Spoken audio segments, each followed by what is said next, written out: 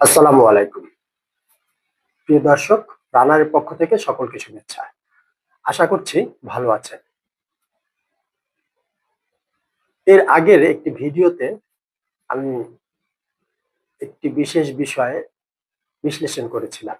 আপনাদের কাছে বিশ্লেষণ করার চেষ্টা করেছিলাম যে নতুন রাজনৈতিক দলগুলো গঠন করে আসলে সরকার এটি দিয়ে কি মেসেজ দিতে চাচ্ছে বা এই নতুন ভুইফোর রাজনৈতিক দলগুলো গঠনের উদ্দেশ্য কি?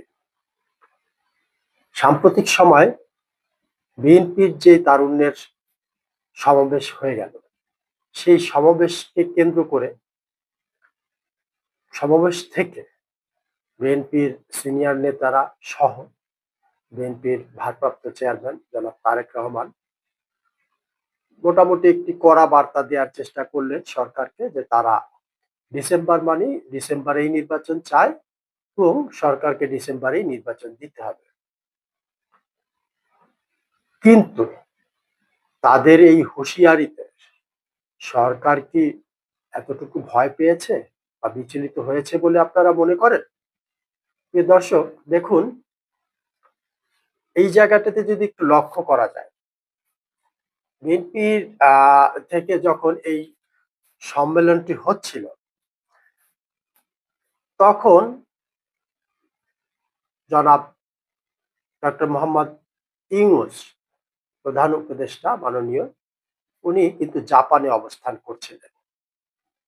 জনাব তারেক রহমানের বক্তব্যর ঠিক ১ ঘন্টার মধ্যে উনি কিন্তু একটি পাল্টা বক্তব্য দেন। দেখুন, উনি জাপান থেকে বললেন, জাপানে বসেই উনি বললেন যে উনি বলেছেন যে উনি ডিসেম্বর থেকে জুনের মধ্যে নির্বাচন দিবেন। তার মানে ডিসেম্বর থেকে জুনের মধ্যেই নির্বাচন হবে।